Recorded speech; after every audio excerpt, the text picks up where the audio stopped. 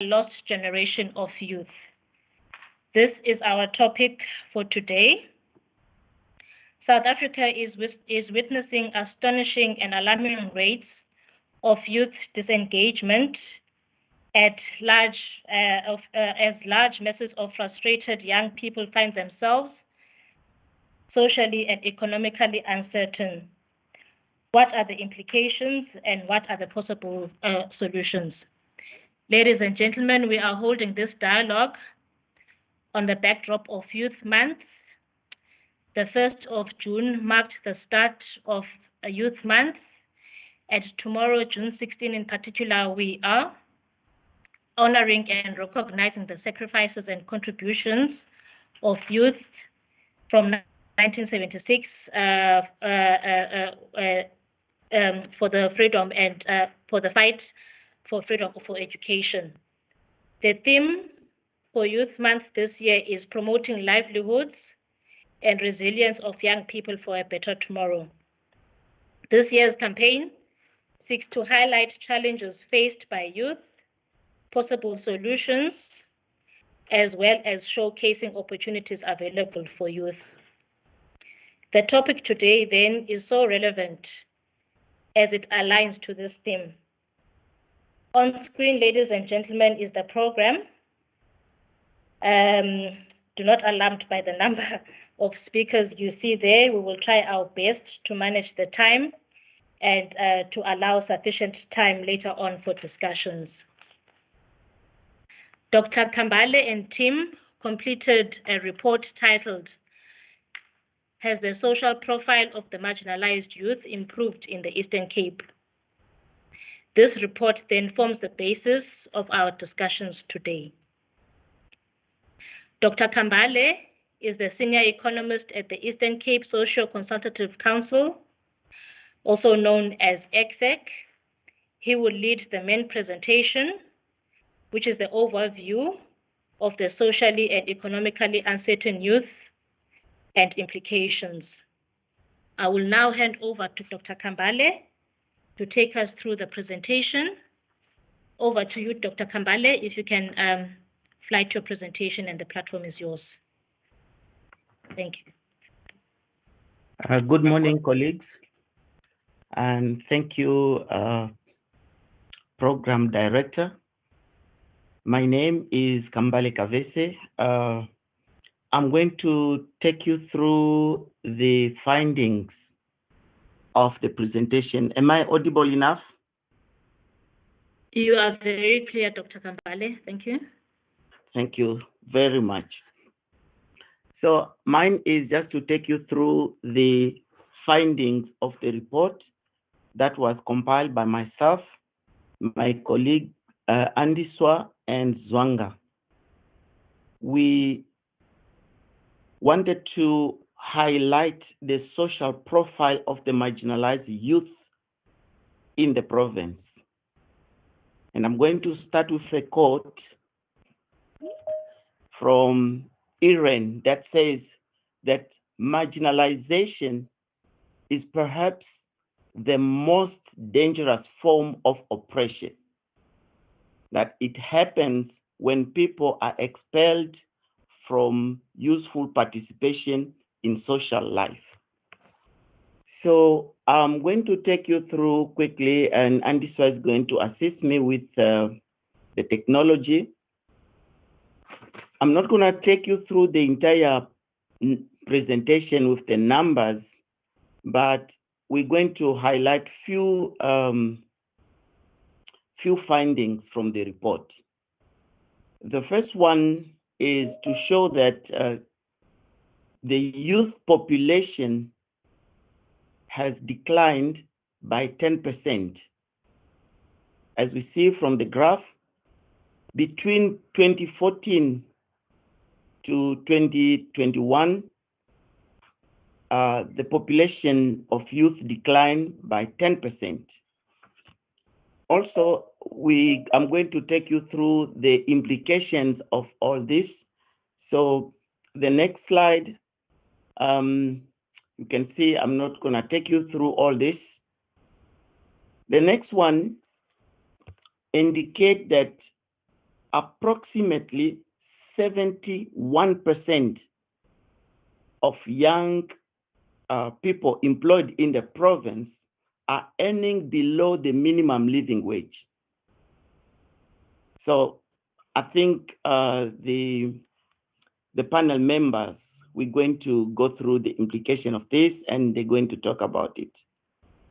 The next one is mainly to show that our young people that we call the marginalized one, that the bulk of them are not in employment, in education, and in training institutions.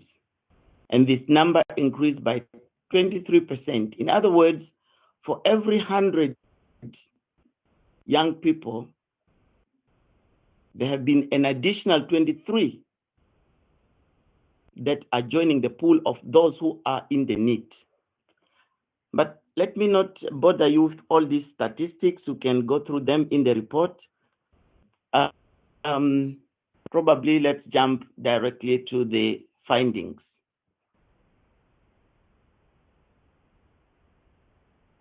Okay, like I've already indicated from the beginning that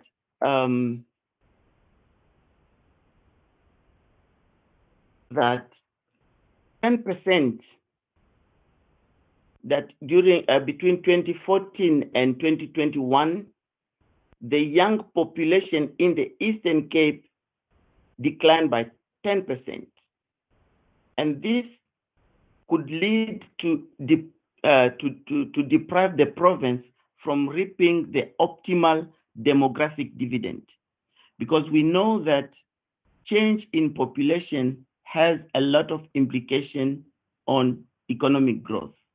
And this was the first finding, which has a lot of implications on, which has a lot of fiscal implications in terms of the low tax base, fiscal allocation, and equitable share.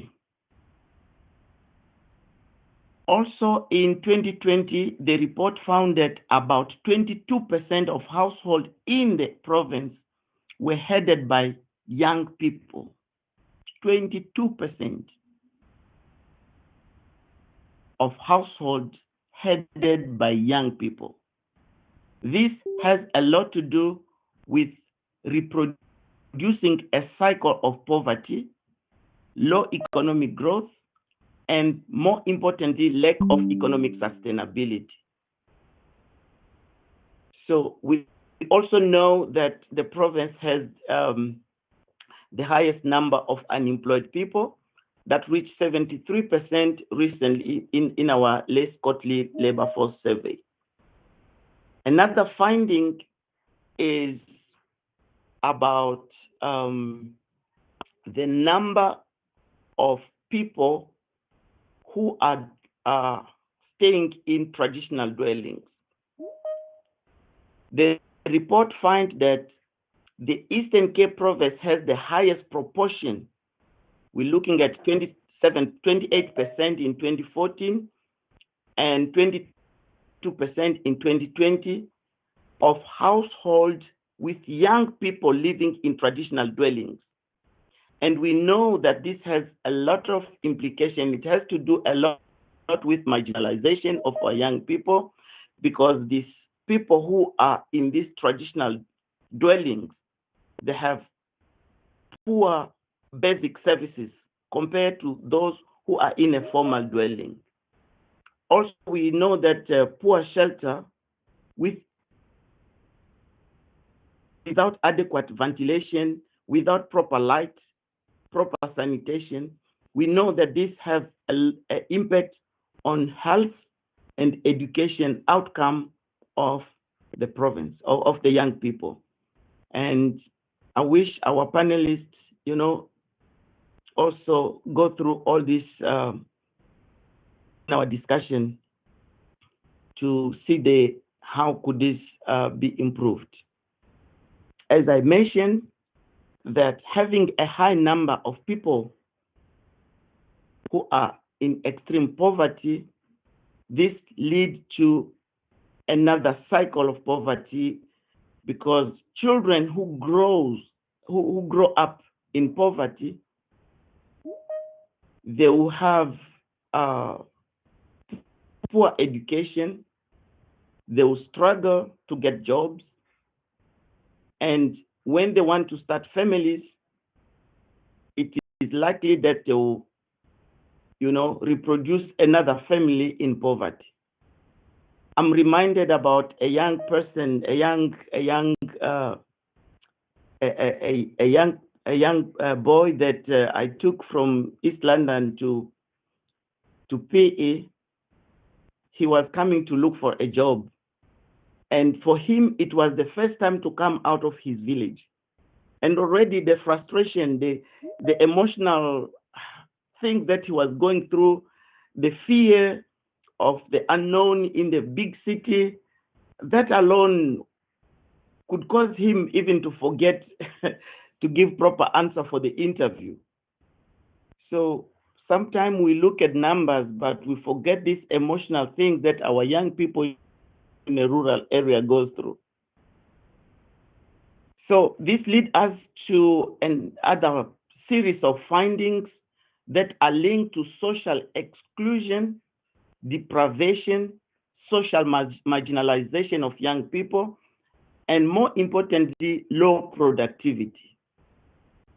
The report finds that between 2014 and 2021, that youth need in the Eastern Cape, we're talking about those not in employment and not in education and training institution, that the number increased by 23% between 2014 and 2021. Here, the main policy question that we need to highlight is, how do we reintegrate these young people into the mainstream economy?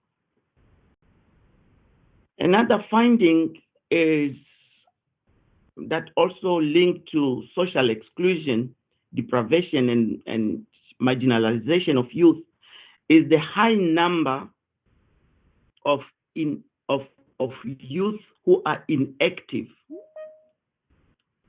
which is around 53%, and also a high level of youth discouraged sick workers, which altogether contribute significantly to social exclusion, meaning that we have more people that will end up in poverty and who are marginalized. Another finding is that young people in the Eastern Cape are working in the informal sector.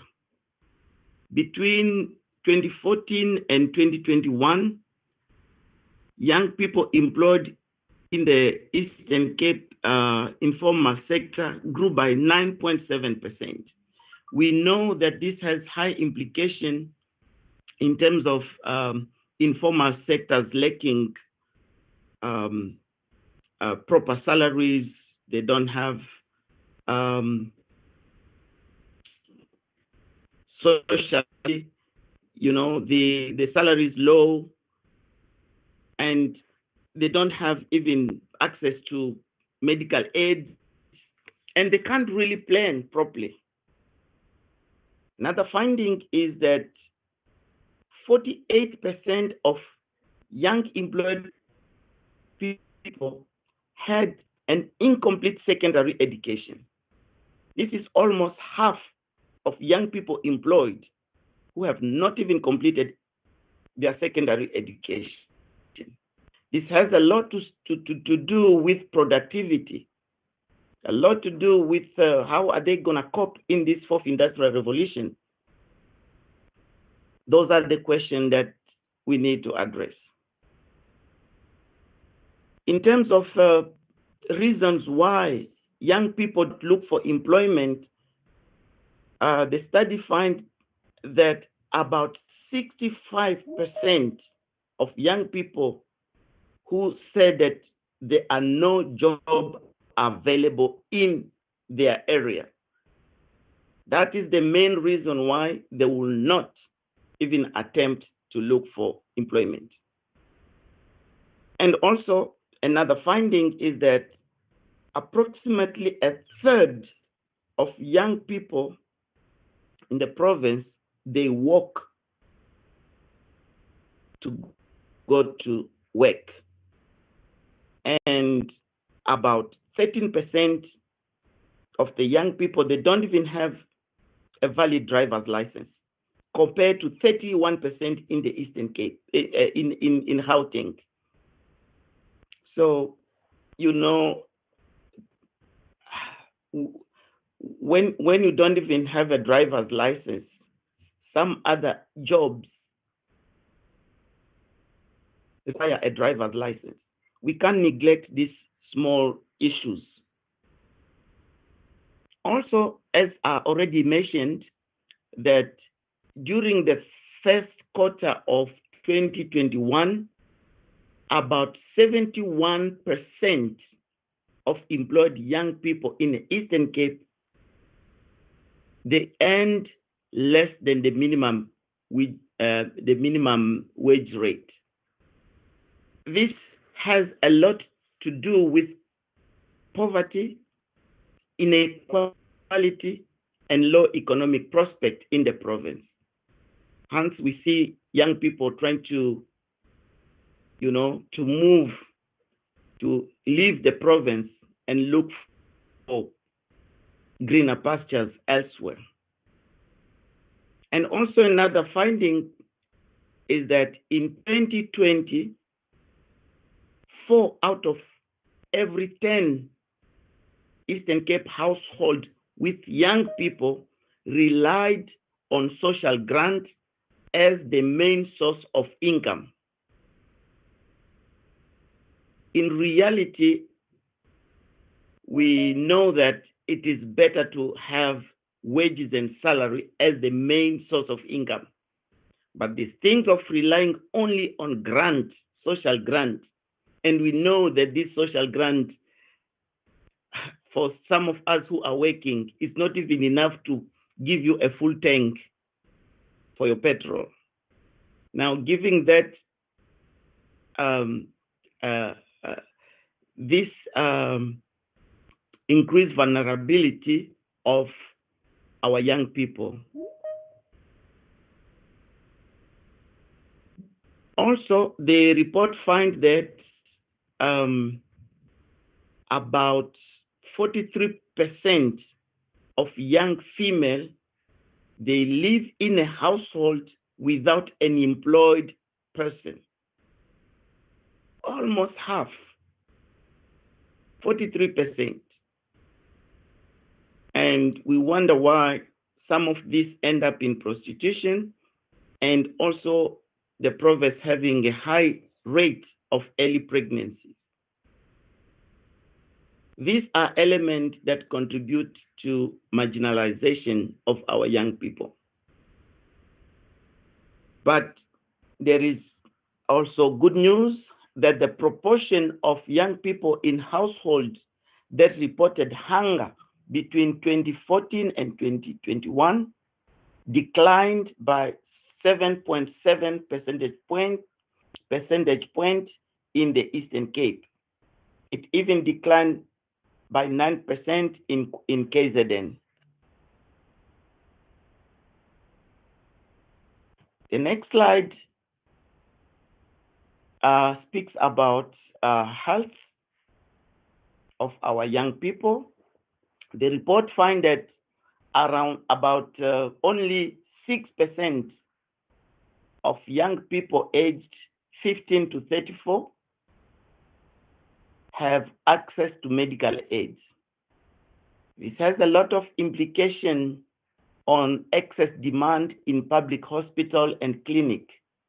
It also has high implications on health budget.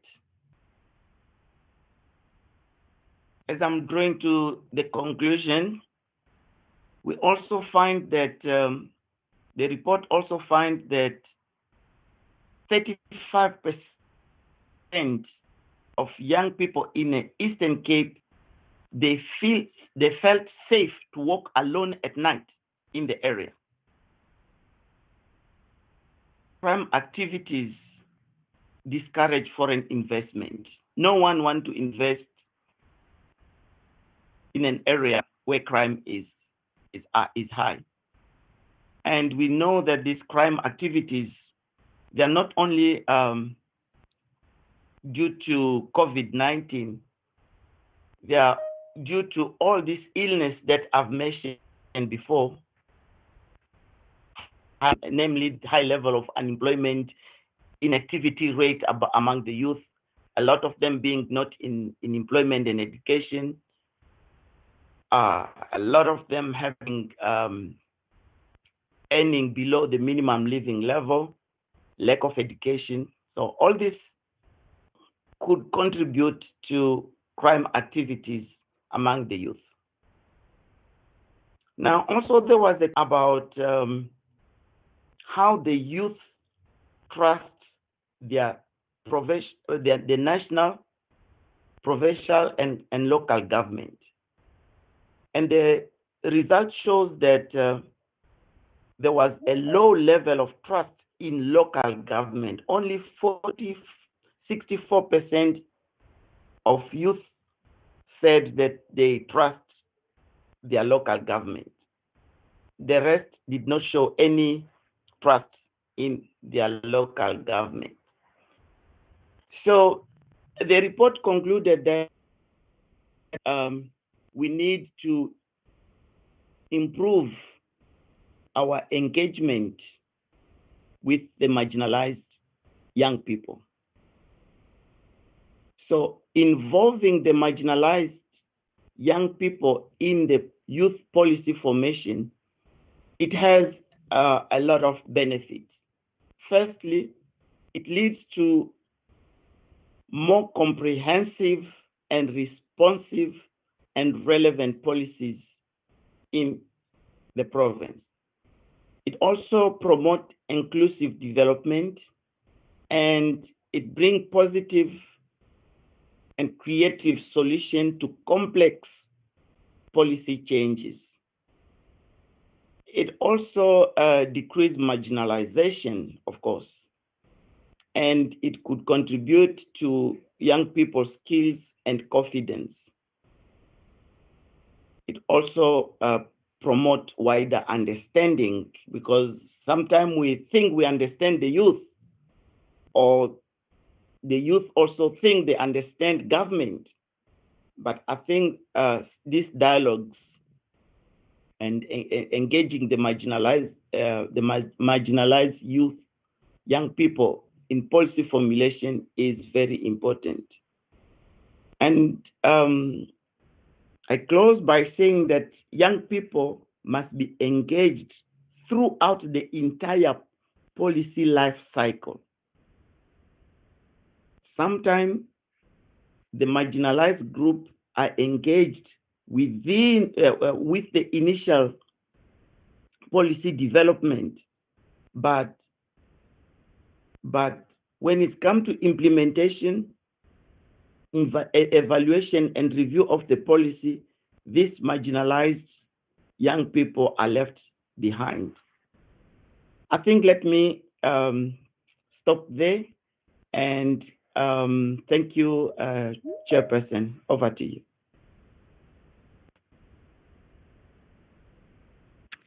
Thank you so much, Dr. Kambale, for your presentation. There you go, ladies and gentlemen. That was Dr. Kambale giving us the overview of the socially and economically uncertain youth and implications. Thank you so much, Dr. KK. The presentation highlights the issues facing youth, marginalized youth in particular, that are at the center of the lost generation. What does this mean for us? I mean, what picture are these numbers or is this presentation painting about the prospects of young people? Why are we finding ourselves where we are, and what has been done in the past and what has worked? and if not, what it is that can be done or improved based on the current realities. Sponsoring these questions, colleagues, because these are some of the issues I would love for you to ponder on as we move for discussions later on.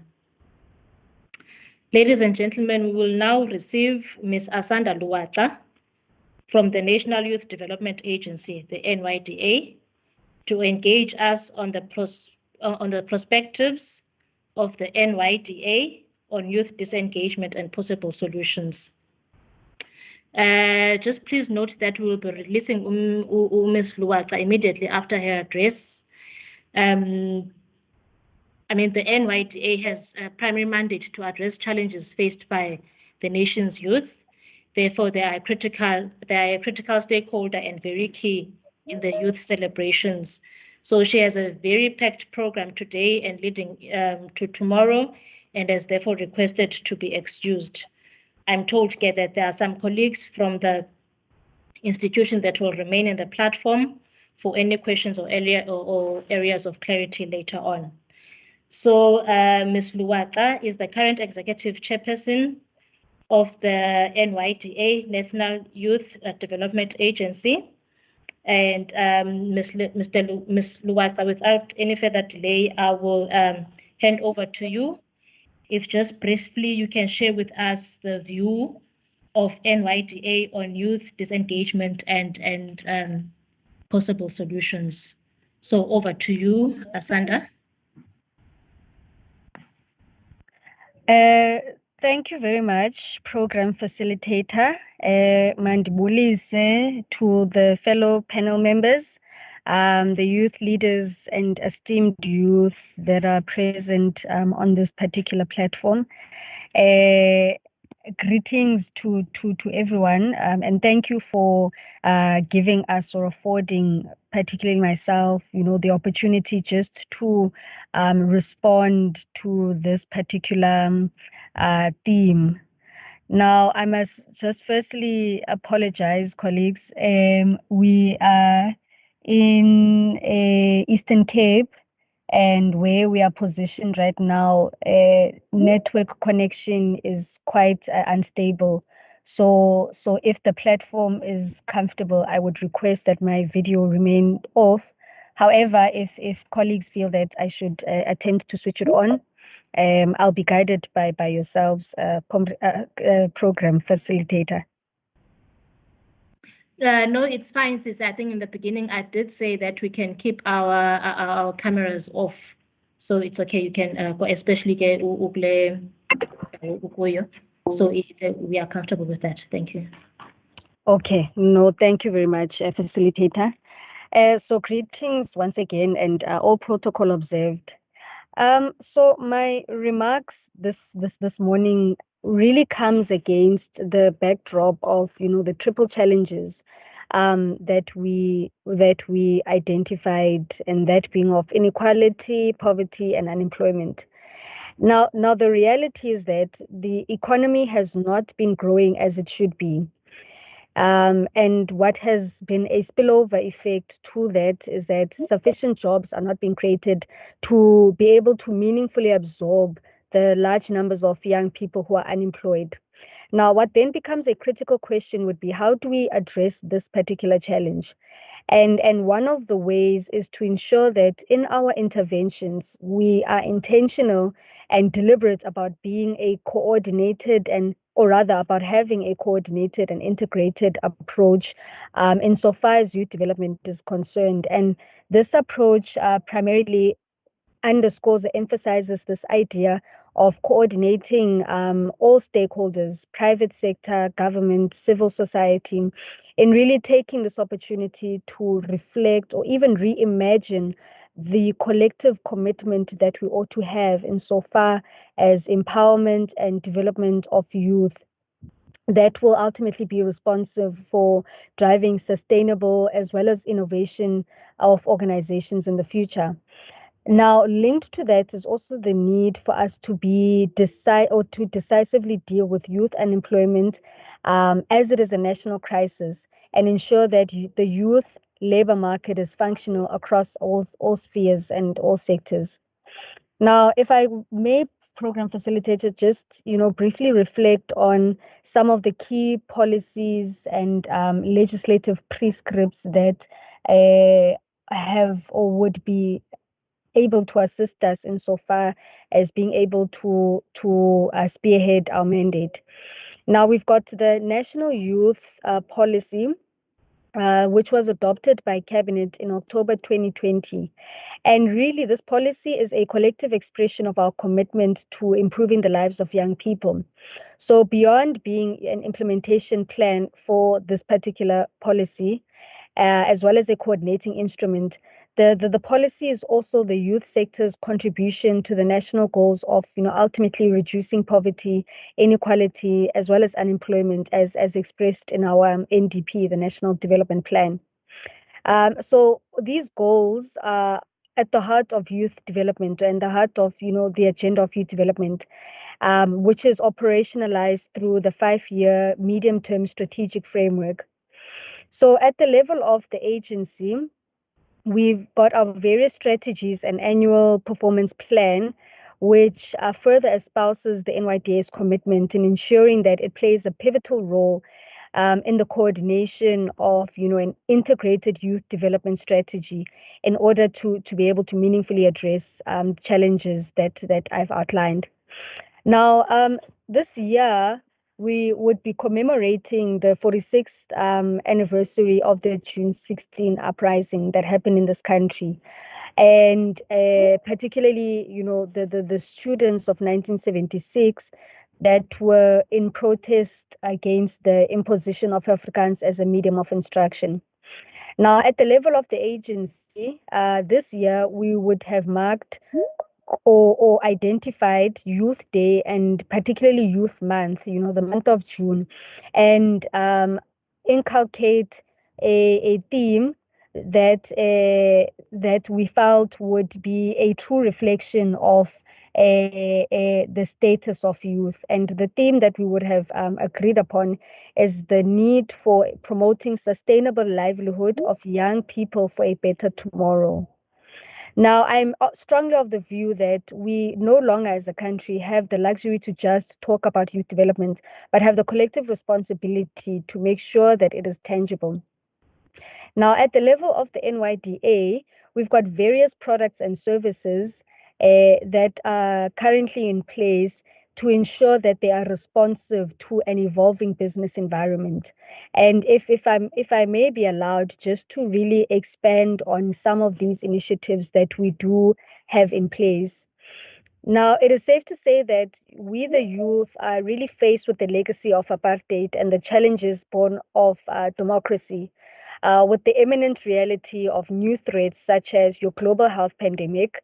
We've got climate change, increasing mental health challenges, as well as cases of gender-based violence and femicide, and the rapid advancements in areas such as information and communication technologies, ICT. So one of our main concerns for future generations of this country is that the rapid developments in artificial intelligence technologies leave the majority of our youth behind, right? So many young people from peri-urban, rural, as well as townships have remained largely at the periphery of your socioeconomic progress or processes rather, and the development structures, with little recognition as them insofar as being critical role players. So as such, the NYDA seeks to really offer a range of products and services, both financial and non-financial. Now, these products and services serve as a start-up investment into the aspirations of young people seeking solutions across sectors such as your agriculture, your digital markets, financial services, construction, to name just a few. Now, for instance, the NYDA grant program, which is designed to provide young entrepreneurs with an opportunity to access the financial and non-financial support for the respective business developments in order for them to really enable them to establish or grow their businesses. Now, the program focuses on youth entrepreneurs who are intentional, promising, and at early stages of enterprise development.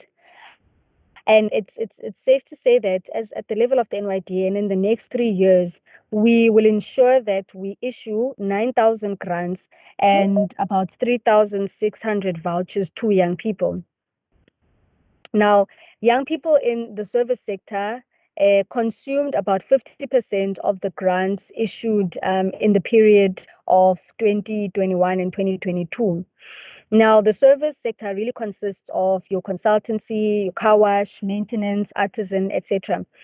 The retail sector rather was also well represented in young people receiving or being recipients of those particular grants. However, data tells us that there is not much demand that was seen from young people in your critical sectors such as your education, transport, marketing, arts and culture, and ICT in particular. Now, when we further broke down this data, according to our grant distribution across provinces, Gauteng would have received the most or the bulk of the grants, followed by KZN, Mpumalanga, and Western Cape. The unfortunate reality is that the least disbursements were from Eastern Cape, Northwest, and Free State. Now, the spatial distribution, particularly in the Eastern Cape, was 4%.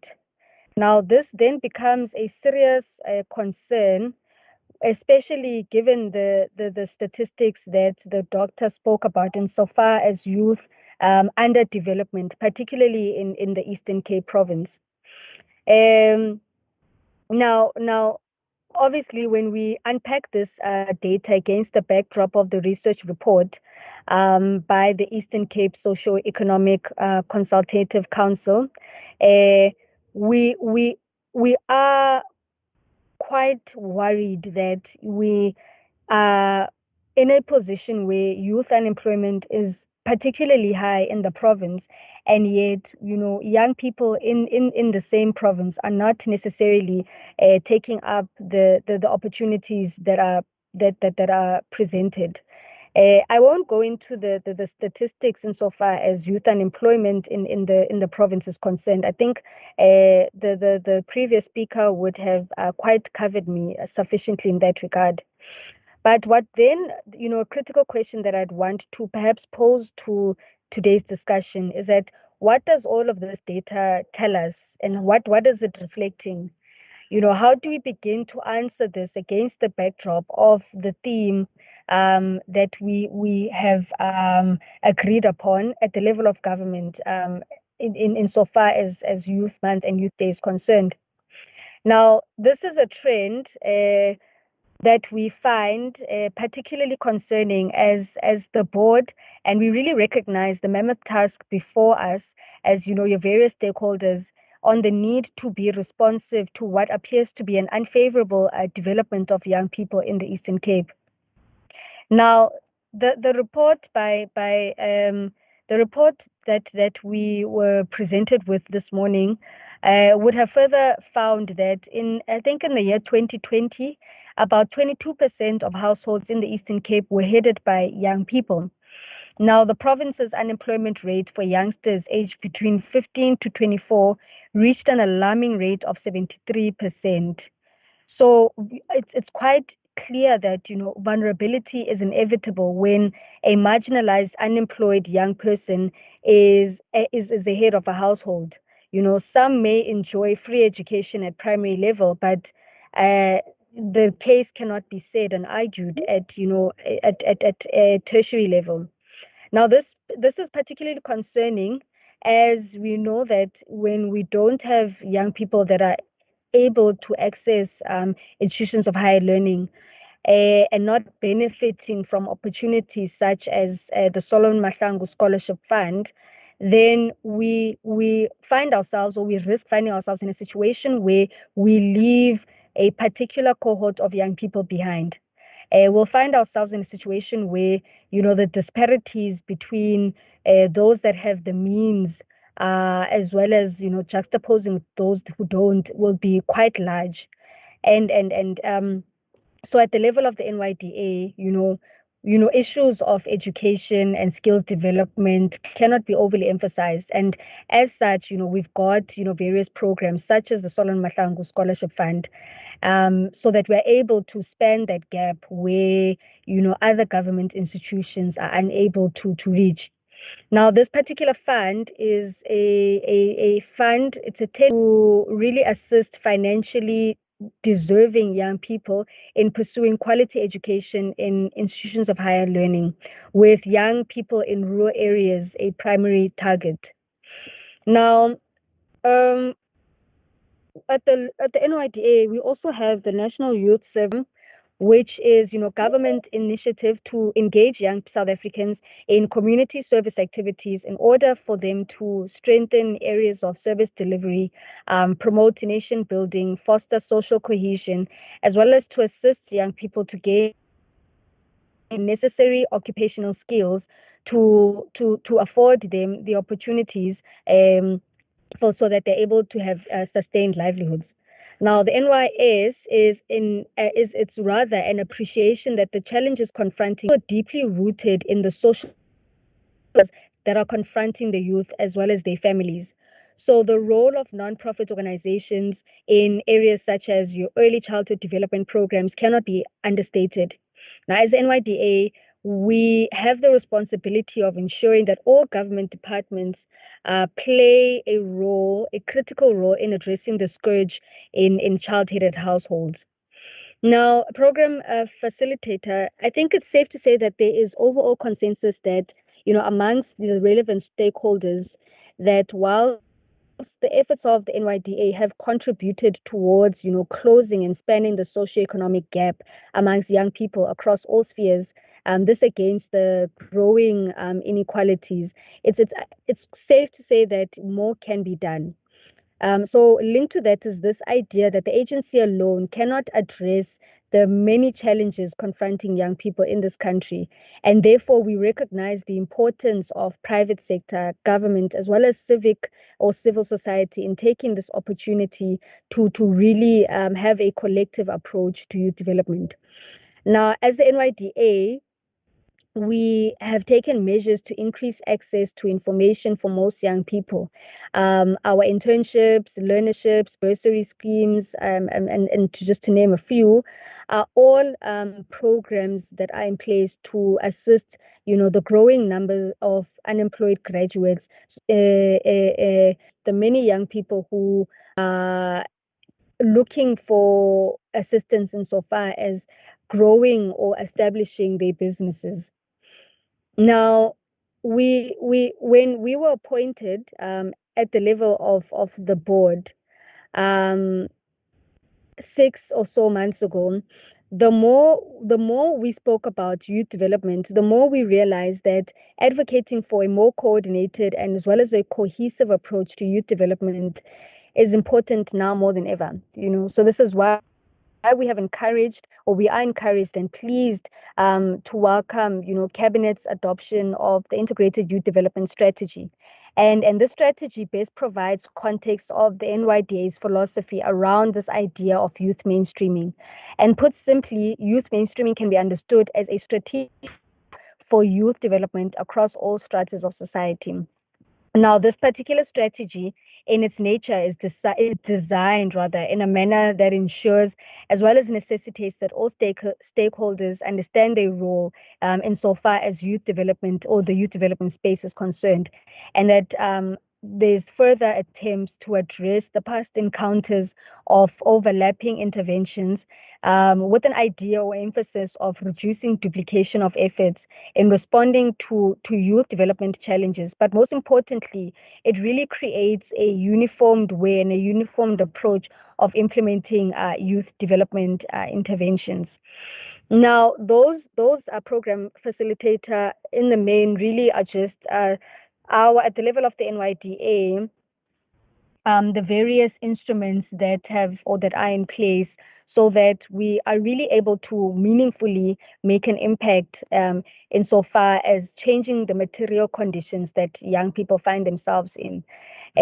So it's safe to say that we alone cannot do this mandate. So we can't deliver on this mandate, and so we heavily do rely on forging strategic relationships so that the work of the agency is felt across the length and breadth of this country, particularly with an emphasis on ensuring that we reach the rural or youth residing in rural areas, youth that are marginalized, youth that are from your LGBTQIA plus communities, so we need to really be intentional and deliberate about that. But the ideas really that I have presented really are underscored in the work of the agency, and really want to encourage all young people to make use and take up these opportunities that are presented. And so we will then be able to dispel this myth and this notion that as young people we are a lost generation. So program facilitator, those were just my parting shots. And thank you once again for affording us at the level of the NYDA, this platform to engage yourselves as young people. And we really will be encouraged and look forward to the fruitful deliberations and us really engaging in a festival of ideas with the notion that we need to be more solution orientated insofar as youth underdevelopment is concerned. So I will hand back to yourself, program facilitator, and thank you once again for this opportunity. Thank you so much, Ms. Luwata, for your response. Those are some ideas, colleagues from the NYDA, on the challenges facing youth.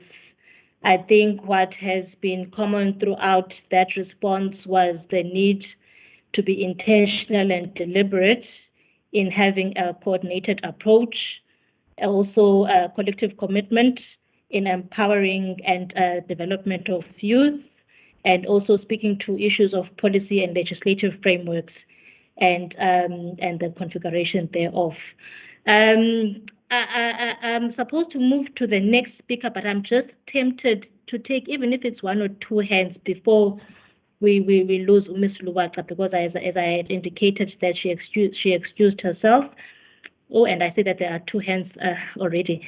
Mr. Filana and Mr. Makaula, literally I'll take those two hands, colleagues, because we are asked for time. Thank you. Bongile, please come through. Thank you so much, Chairperson. My name is Bongile Filana. I'm the board chairperson of the National Youth ICT Council. My question to Mr. Ulwata is about sustainability. As she said, she has mentioned about grants. So I wanted to understand, how are they making sure that the grants that they are giving out, the people that are the beneficiaries of this grant are running sustainable business? Because giving grants is another thing, but enterprise development is very important after giving grants, to follow up and make sure that the startups that they have given these grants are participating, or they are taking advantage of the opportunities that are in the market. So I wanted to ask a question: how many from the 90 grants that they have issued, how many that have actually entered the market? Because that is very important. We need startups that are going to commercialize their services. We need startups that are going to commercialize their products, so that South Africa can then be positioned as a global hub of the services and products, because young people cannot just render services within the local markets. The NYDA needs to start creating market linkages for them outside of South Africa, especially that now there's Africa Free Trade Area, which is advancing into Africa. So I wanted those questions of sustainability and commercialization, and how do they make sure that these startups or these grants that have been issued are really yielding the impact that we want in South Africa. Thank you so much.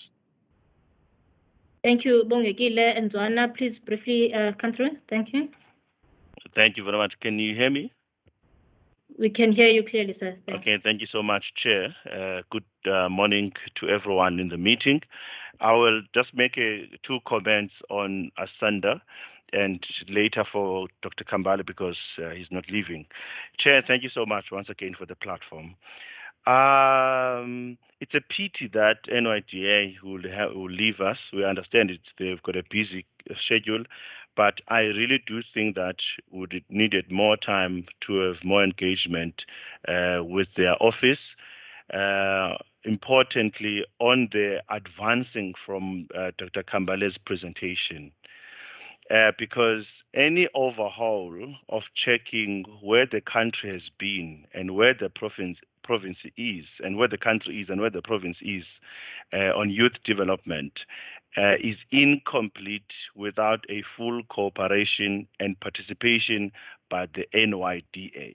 So if they have to leave now, I suppose we would need to have another time with them in particular. I'm saying so because our government has trusted NYDA to advocate for some of the work, which we found it to be problematic today if Dr. Kambale's presentation is anything to go by.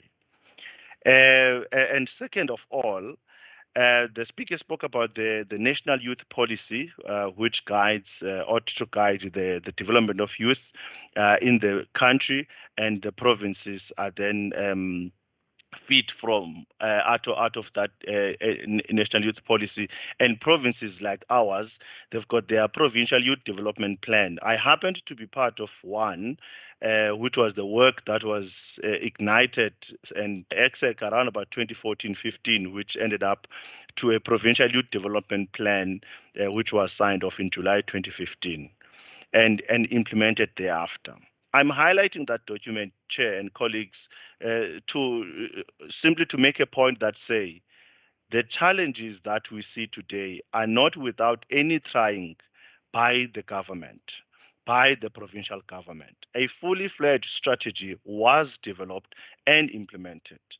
But what we need to get close to, because NYDA at a national and provincial level was involved in that process, the previous leaders of NYDA, Osifiso and others. However, it does come quite strongly, even on what the speaker was alluding to, on what is now NYDA being responsible for, or what NYDA is being doing. Which brings me to a point of saying, what is it that can we expect from NYDA, and what is it that can we not expect from NYDA? Can NYDA be a vanguard and a watchdog to see youth development being realized in other in government spheres together with the private sector, or NYDA will in itself implement projects as listed by the speakers? As we all know that NYDA gets funding to run all these campaigns, to do that, their bursaries, their grants. Why is NYDA in that space? I'm not therefore expecting NYDA to excel in being a watchdog to government in all spheres of government, to see through it that youth development is one, mainstreamed, youth development is institutionalized in all government departments and municipalities. I can ask now on one report, at what stage is the national government departments, provincial government departments and municipalities have advanced in mainstreaming youth development? And what is the collective budget of youth development in all these spheres of government? I doubt I can get a solid report from NYDA office as we speak, because I strongly personally believe that NYDA is preoccupied with stuff that they ought to be monitoring and stuff that should be done by other agencies of government. And they stick on them being a watchdog. I strongly feel, Chair, that we need a sit down, because we can't take it anymore. We can't share the same complaint as NYDA. What's bothering me about youth development today in the Eastern Cape should not bother NYDA the same way, because we're different benches. We've got different mandates. if we need to sit down with them and see where there are gaps, so be it. Our South African youth policies are being used in other countries, and those countries are doing better. Our Minister of Sport supports the Ministry of Sport and Youth in Lesotho to do better. That's why they can come to South Africa and use the stadiums if they are hosting big games. We've got our own policies, but somewhere, somehow, I do strongly feel, Chair, we need a sit down and we unearth all these problems that we've continuously been confronted with in our provinces and beyond. So PT Chair, we don't have much time for NYDA now, but maybe a follow-up somewhere, somehow we would need so that we can do an overcheck on what NYDA should be doing and should not be doing. And our proposal before, they are taken forward because in one of our sittings in 2016-17, a strong proposal and NYDA together with other youth development, they supported the establishment of youth ministry, which is what is called now Youth and Older Persons Ministry. So some of the proposal, they can be advanced if we sit together, correct ourselves. If we are wrong on our facts, we correct those so that we can collectively move forward. Thank you, Chair. In the interest of time, I'll end there. Thank you. Thank you so much. Thank you so much, colleagues. Mr. Luwaka, I won't even take long. Please, if you can come through and before we let you go and respond to those issue of sustainability and grants and the mainstreaming of youth development and the role of NYDA in that regard. I see there are hands, colleagues. Ingati issue indaba, please can we just hold on a bit? Ms. Luwaka needs to leave and we also need to accommodate other speakers. We will take another round shortly. Ms. Luwaka, please come through. Can I be a rogue unit in your agenda, Chair, just to help Ms. Luwaka as she answers the last question? Okay, all right. Thanks a lot. No, it's just thanks for the privilege. It's just a matter that I wanted to clarify and just help her. We have had a session as the Eastern Cape Socio-Economic Consultative Council with NYDA at the beginning of this year, and I can assure colleagues in the platform that indeed all of the issues that Mr. Makaula is raising are being attended to.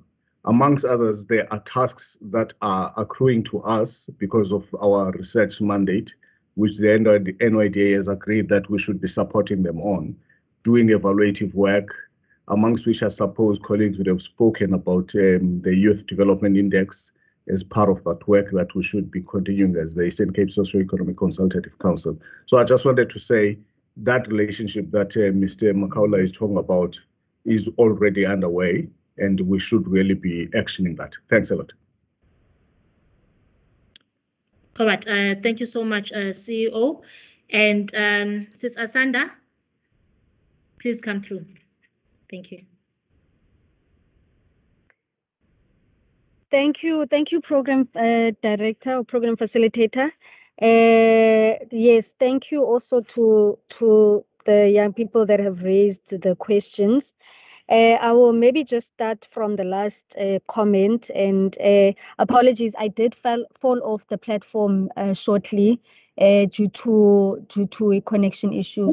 So I would have missed the bulk of that particular question, but I think I was able to grasp the essence, One, I want to just clarify that NYDA won't be leaving this particular platform. It is just myself.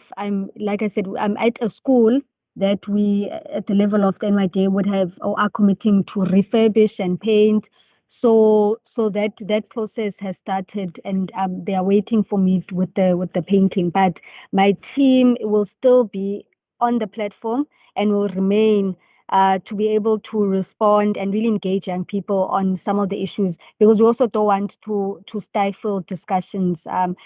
Precisely because we understand that youth development issues are burning issues, and we need to afford our fullest attention in that regard. So that I will then go back to the first question, that was raised around, the sustainability of our grants. And, I want to maybe just respond by saying that at our level, so we offer a range of your financial, like I spoke about earlier, a range of financial as well as your non-financial support and assistance.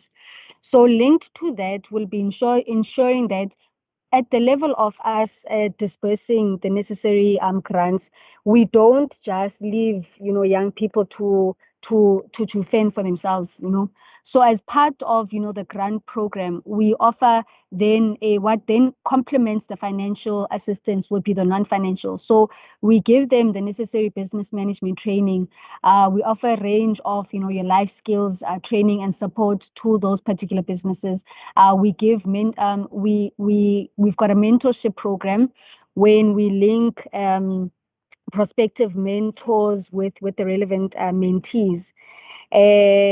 So because we precisely understand that, the nature and the environment of sustainable businesses in this country is one that needs not just, financial investment, but we need to go beyond that, because there are a range of issues as to why, for instance, small and medium enterprises don't succeed in the first year of operating, right? So we are alive to those realities. Hence, we in responding to those particular realities, ensuring that we were able to give a range of that particular support.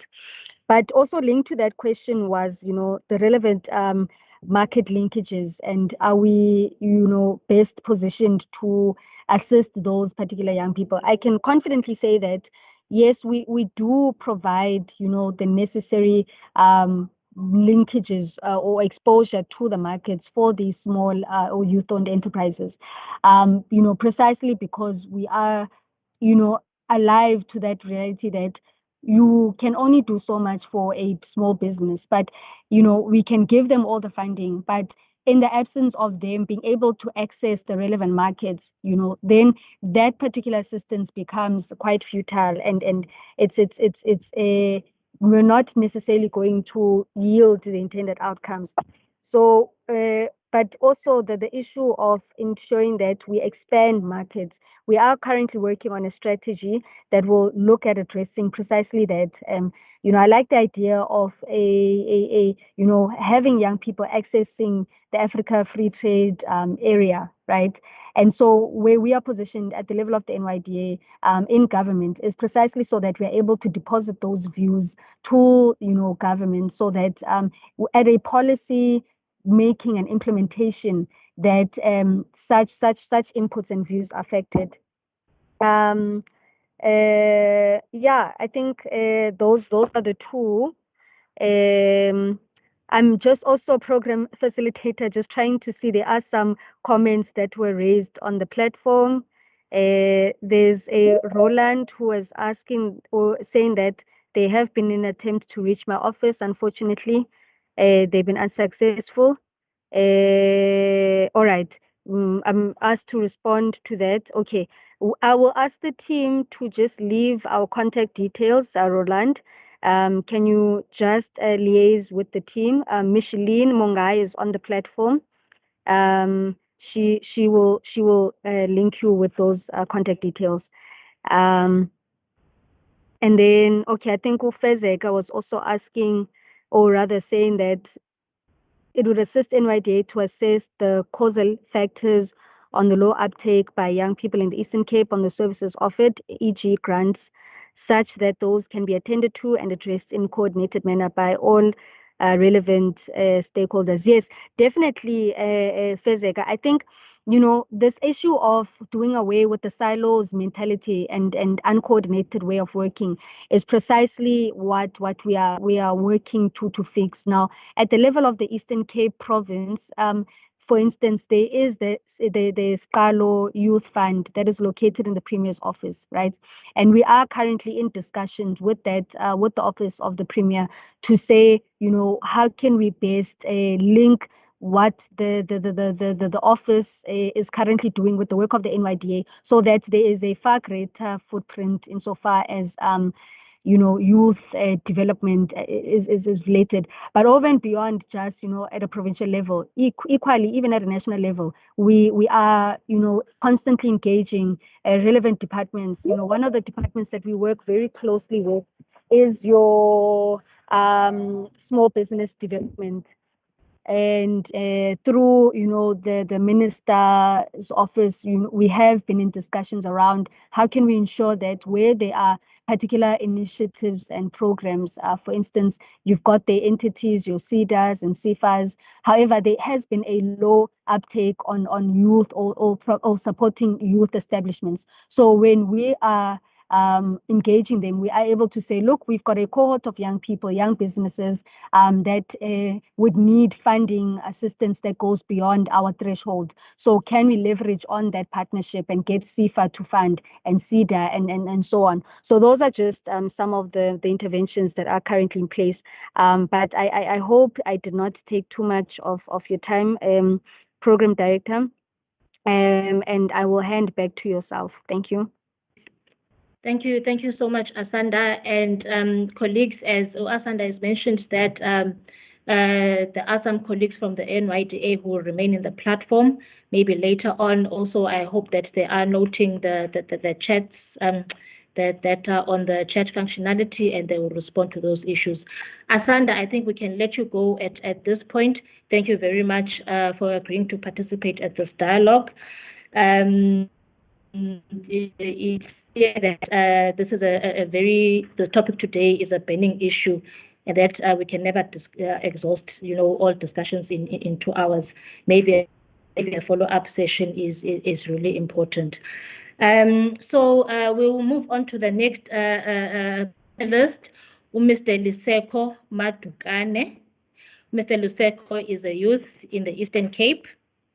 He started in the Eastern Cape, and he has worked as a freelance journalist of the Daily Dispatch and has been a PR intern for the BCM Metro. Liseko, it seems you have been rooted in the Eastern Cape. What has informed your decision to remain in the Eastern Cape thus far? Was it because you find the Eastern Cape to be a great province with wonderful opportunities? Was it because you were too familiar with the Eastern Cape and comfortable being home? Would you ever leave the Eastern Cape one day? So I will take you, if you can come through to the platform and just take us through your situation. Over to you, Liseko. Thank you, Program Director. You are. Thank you. All right, thank you. Greetings to everyone. Thank you so much for this opportunity. I believe such webinars or seminars are necessary and relevant, and also I hope that there are some HR practitioners or recruitment officers that were invited to this webinar and are listening and can maybe also advise on how to the right way of maybe applying for jobs or just give advice, So mine is to just briefly share my view, raise concerns, and answer the few questions that you have recently raised. So as you have mentioned, I am Liseko Madukane, 27 years old, and I am unemployed at the moment. I've been unemployed for a few months. I hold a national diploma in journalism from Nelson Mandela University and an advanced diploma in public relations management, and one would say it's just you've been unemployed for a few months, but the effect that it has on me, right, is it's too much. It's a lot. And to answer your question, why am I still here? I am willing to relocate. As a result, I'm concerned about the system in the Eastern Cape because in the few months that I've been unemployed, I have received 3 callbacks from interviews to calls from different provinces, whereas I have not received anything in the Eastern Cape. I don't know how many CVs I've submitted in each, or rather the government departments. I do have a driver's license. I do have the qualification. I do have the experience, because remember I've got three years. I had 2 years internship. I did a 2-year internship and the year internship. So I do have like your entry level experience, which is 3 to 5 years normally 3 years. That I'm still unemployed, and this is frustrating, and I'm concerned as to maybe what is it that I am doing wrong, or what is wrong with the system, because now I'm in so much stress that I can't make any financial commitments, and I was thinking about how every time when I get a job, I have to actually go and start just a simple thing of a funeral policy. When I'm unemployed, it's obviously gonna lapse because I'm not paying it. I have to start new policy every month. So it's really frustrating to be. I am willing to relocate to another province, and I would move anytime. I am looking for jobs in other provinces. I am still here because we can now do things. I mean, we do things digitally now. I don't have to pack my things and go to Cape Town, to the Western Cape, or to another province in order for me to look for a job. We do things digitally now.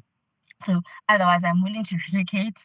I am done with the Eastern Cape. I would go to another province to look for a job, but I'm trying to cut the financial of moving to another province.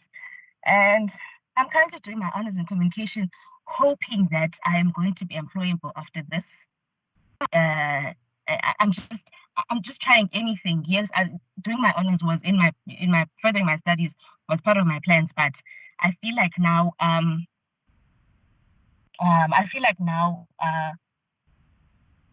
oh, sorry, I'm reading this. It's part of my plans, but it was not this year. But I'm trying to do anything that is going to help with the situation. Yes, COVID-19 may have worsened things, but it was the problem was there. And I believe that part of the cause is the oversupply of qualified people, right? There are many people who hold qualifications now, unlike in the past where it was very difficult to get into university. Now we've got NSFAS, we've got bursaries and all that. So yeah, there are many people that hold qualifications. And sometimes you ask yourself, did I study the right thing? But what is the right qualification? I'm not going to go and do medicine. I do not have the academic capacity to do that. And maybe I should, with me, my decision was to, I did journalism because I loved it. I wanted to be a journalist, So I went with that. And so for me, I'm happy with the decision that I made of studying journalism and PR because I love it.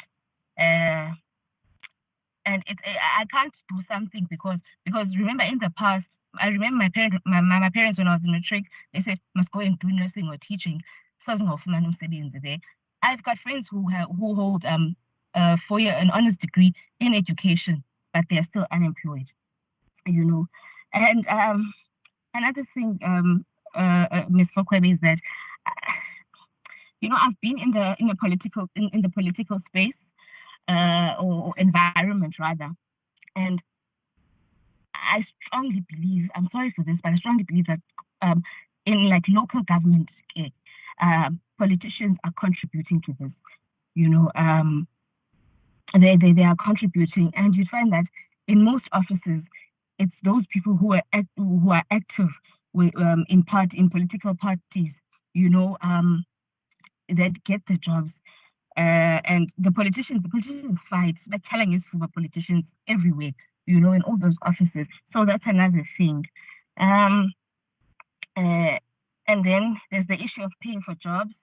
I don't think I can wait this for 3-4 years and then have to pay for a job. To me, it doesn't make sense.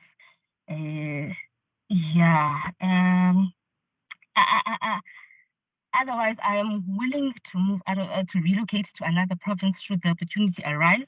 I'm definitely relocating. And yes, and you know what, as the youth, to also add on to this part of the cause where I see the politicians are contributing. To answer a question, the first speaker, I don't trust local government, you know. So part of maybe my recommendations would be that as the youth, maybe we should also think out of the box. We should consult recruitment officers and check. We should do our part, Nati, as to check, is my CV correct? Have I compiled it correctly for applying? And you know, and maybe for the vacant posts to be filled. You know, because I remember in my department there were many vacant posts, but they could not be filled because there was no budget for it. You know, and how is an office supposed to operate with a shortage of staff? And you know, but yeah, also maybe reduce. I don't know how far this went, but I remember the government saying they're reducing they're letting 5-year-olds retire, go on retirement, and they won't deduct the 4%. You know, maybe there would be a gap there. There would be space for maybe 5 or 6 people. Yeah. I'm also for the idea of involving the youth in policy formulation, and yeah. In closing, Ms. Fokwebe, it is said that we are the most vulnerable. The youth is the most vulnerable when it comes to unemployment. So yeah, like I said, we should try and do our part when we do get the opportunity. Do your best. Do that cover letter. Attach those documents. You know. Yeah. Maybe it's time, Nati, for us to think out of the box, find other ways of making ourselves employable, other means of surviving, you know, and not solely depend on government sources. Thank you.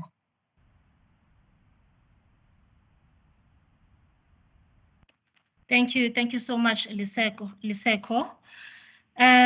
Wow, okay, that is Liseko. She just shared her experience and the situation that she finds herself in. And I mean, you can hear the emotion in her voice. And I think what caught me the most is when she said she is done with the Eastern Cape.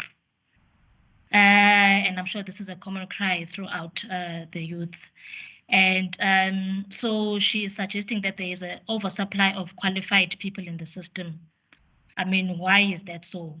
What is it that is being done about that?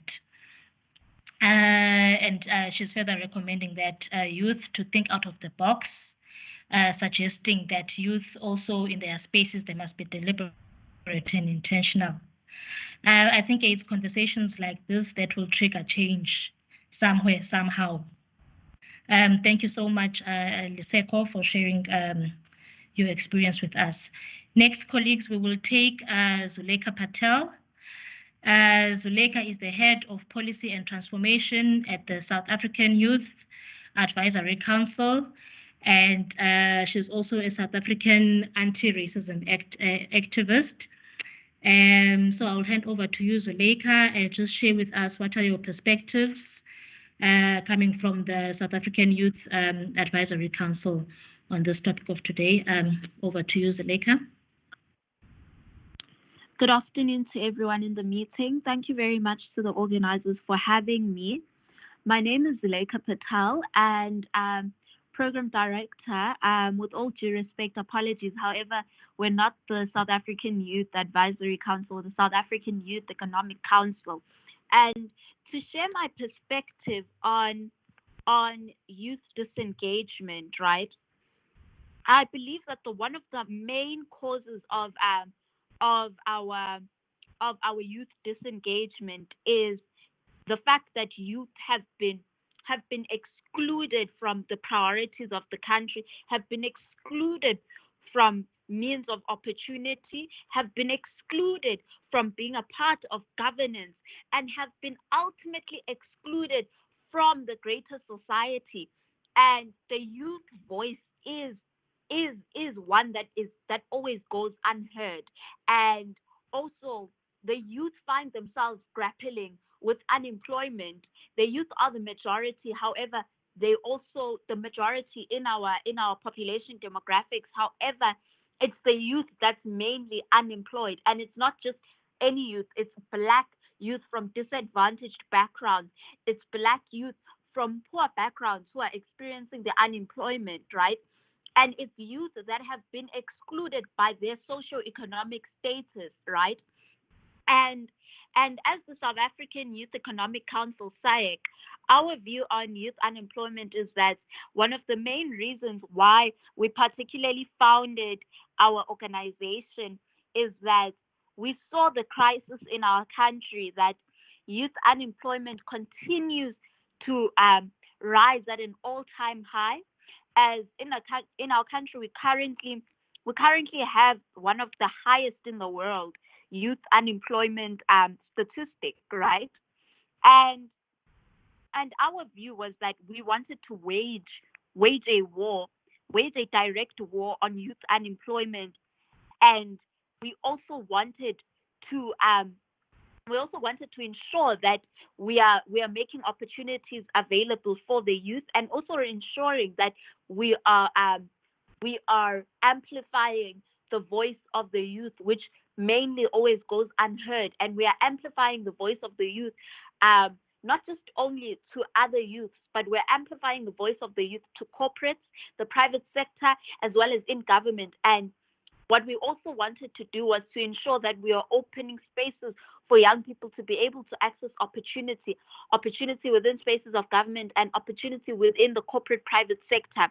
And so in thus, we've currently hosted two programs, because we're an organization that has only been founded this year. So we we've currently hosted two programs in the beginning of the year, whereby our main focus was the energy sector and interrogating the Minister of the Department of Mineral of Mineral Resources and Energy, Mr. Kwete Mantashe, about opening opportunity for young people within the energy sector, right? And our recent program was the Youth Jobs in Bizo, which was mainly focused at targeting youth unemployment and targeting the statistics, as well as interrogating government as to what plans are put in place, because we're also aware of the budget that is allocated to young people, which is not even close to 1 billion, and you've allocated such a small minimal budget for the majority of the population, which isn't enough. And today we're actually hosting our third program for the year, which we're hoping to open opportunities for young people in terms of accessing the corporate sector. So we're hosting a program today. So the perspective of SAEC on SAEC on the youth disengagement in our country is that we're currently hoping to not only advocate for young people and become a voice of young people, but we're hoping to also influence and make recommendations into policies pertaining to young people, because we understand the socioeconomic circumstances which hold back young people from employment, as well as opportunity. And we're hoping to also influence and make recommendations to policies. And our main mandate is that we want to wage a war against youth unemployment. And so throughout this year, we have a number of not only events, but community outreach programs, which will be focused on also upskilling the youth, because we are aware of the exclusion of young people from townships and rural areas, exclusion to skills development programs, and exclusion as they are not being engaged with as at all, which contributes to their disengagement as well, which I always say is one of the causes why young people never actually want to vote, because nothing is actually done with young people present. Things aren't done for young people with them present, and which is why young people disengage from the politics of the country and disengage from the country at large, because they've already systematically been excluded and disengaged by the system already. So our planned program of action is to empower youth-owned businesses, as well as assist youth business owners to access more funding and access opportunities to grow their businesses. As well as our second plan would be creating opportunities for unemployed graduates, partnering with the private corporate sector to create opportunities for unemployed graduates. And we've also got, thirdly, some ongoing research and policy work. And then fourthly, we want to ensure that we are supporting learners. And this is primarily because we cannot tackle youth unemployment without ensuring that one of our priorities is ensuring that young people do matriculate, pupils matriculate, and ensuring that those conditions in which they strive to obtain a matric certificate are conditions that support their needs and support them to be able to make it till the end of their high school schooling career, right? So one of the programs that we've got upcoming will be a mentorship program with where our first intake is going to be about 35 learners from Soweto, where we're going to have a mentor, one person we're going to select from the energy sector, and we're going to select 35 young pupils who are in grade 11 and matric who wish to enter who wish to study a degree that is related to the energy sector and aspire to enter that sector at a later stage. And that group of young people will have one mentor that will do a program of 8 weeks with them, which will include even site visits, and will also include us assisting them and supporting them to ensure that they have the right necessary resources they need to ensure that they obtain the necessary academic marks that they need to obtain to be able to be eligible for the degree they are aspiring into. So that is a bit about who we are as the South African Economic Council, and we are a council that is very open to engaging with young people. So I will also share our website as well as contact details with the event organizers, should there be any queries about the organization. So as an organization, we're hoping to also engage with young people who need assistance, and we're hoping to be a pillar for young people to be able to find assistance and also find guidance to the necessary resources they may need. I'll leave it there for now and just hand back to the program director. As I do need to also leave a bit early as we're hosting a program today as well. So I need to make sure I make it to the venue on time. So I'll just hand back to the program director.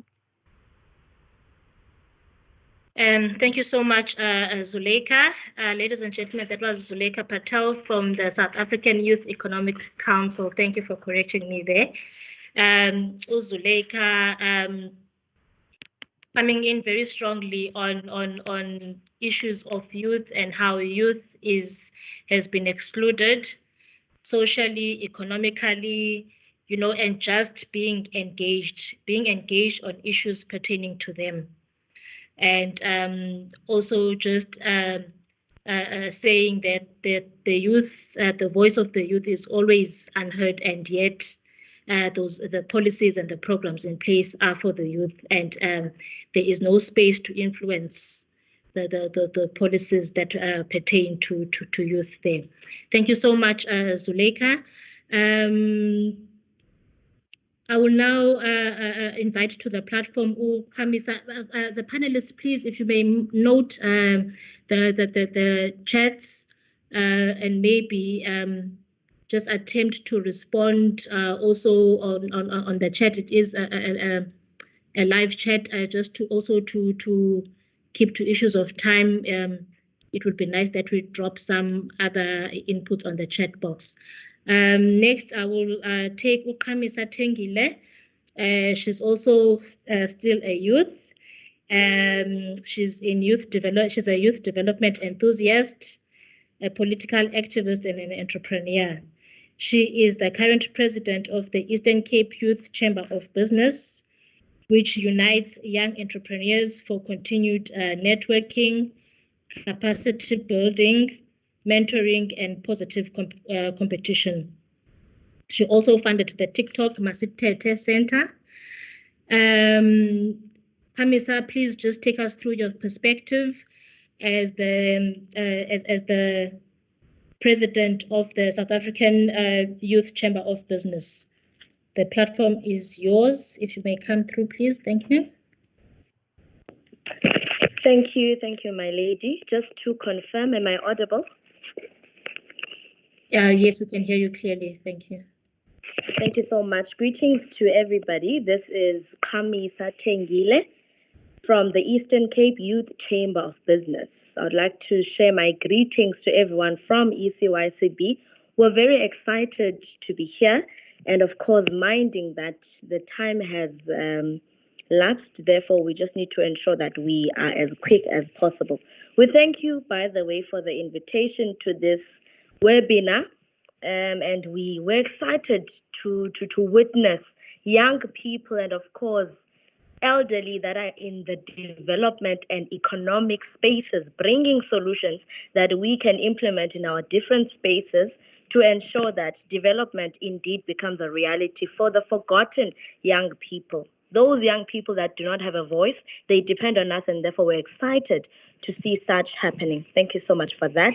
To get straight into my brief presentation, it's going to be structured into 3 points. In case someone happens to have signal issues, just know that I was talking about 3 things. 1, the state of young people of South Africa right now. 2, the root of the tree. We cannot fully destroy the tree until we understand and study its root. What is the root cause of the state of young people in South Africa? Under that, I'll be looking at the voting apathy or political apathy and the system that we're all subjected to. Lastly, I'll be looking and exploring possible solutions to the dilemma that we're facing as a country. Straight into it, colleagues. Firstly, discussing the state of young people in South Africa. Young people are gradually losing hope in the education system. They've witnessed their elder or older siblings going to school, graduating, and still having to come back and roam the village streets. What then should motivate them to go to school? Secondly, young people do not know their history, where we come from. We do not fully comprehend the sacrifices that were made on the Black person's account. This is to say, we need to find time to study our history. What happened? Today we're celebrating Youth Month. What exactly happened leading to us celebrating Youth Month? What are the sacrifices that were made, ensuring that a young person of a black skin, Kamisa Tengile, is able to walk into the union buildings without being stopped? What led to that? And thirdly, the government recommended a few years ago that all learners in schools study history, so as to ensure that everyone comes out of grade 12 at least having an understanding of where we come from, as opposed to a selective few learners who study history because they choose to. So there was this history plus life orientation integration that was set to take place from 2023. I do not think that is the case because currently we're not hearing anything about that. But in our short spaces, in our small spaces and in our corners and sectors, I'd like to urge that we ask about that. Where is that hold held When are we going to know how young people in school are going to know where we come from? So young people need to be taught where we come from, because when you know where you come from, you can then determine wars that you're supposed to fight. When you know where you come from, you can easily determine where you are to go, taking into consideration that your forefathers have fought certain battles, they have failed here and there, so then it is your duty or my duty to take up the bait and move forward. As would say that we've got freedom, but the freedom is of a low quality. What then becomes our responsibility in that instance? Currently, we celebrate Youth Month and, of course, June 16 by virtue. How do we, as young people of 2022, commemorate the current historical victories? Do we take such days as days to, have fun, drink alcohol, or do we sit down and analyze how better can we enhance youth development in our day and age? Simultaneously, how do we run or fight for more victories? The spirit of those who stood for something, and that was political freedom and democracy, should propel us to stand for something today. The youth of 2022, what is our elephant in the room? I think that's a question that we all need to ask ourselves. What is the elephant in our room? And I think as we all agree in this setting, it is that young people are facing a deadly wave of unemployment. So that sums up the state of young people in our communities. Now, point number 2, the root of the tree, or rather the root cause of young people having this state that we agree on. The general election routine was noted for being the first national election in which young South Africans, those born after 1994, the born freezers would say, were expected to participate for the very first time. It is argued that the participation of young people in the election